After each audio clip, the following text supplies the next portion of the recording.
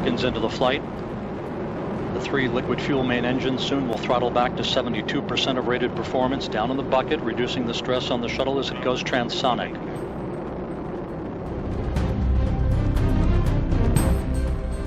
Imagine this, you plan for an 8-day trip but end up stranded in space for 286 days.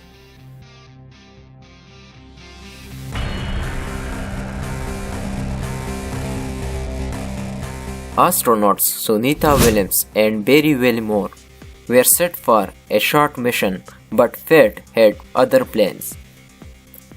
Days turned into weeks, weeks into months, supplies stretched thin, no way home.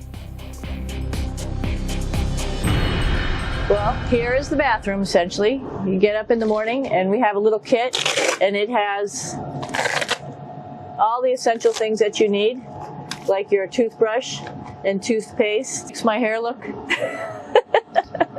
A lot of people ask about toothbrush and toothpaste. It'll stick to your toothbrush and it will make. Ooh. And yet, here we are, losing patience over a traffic jam, a delayed deal, a rejection email. They could not just book a return flight. They adapted, they endured, they trusted the process.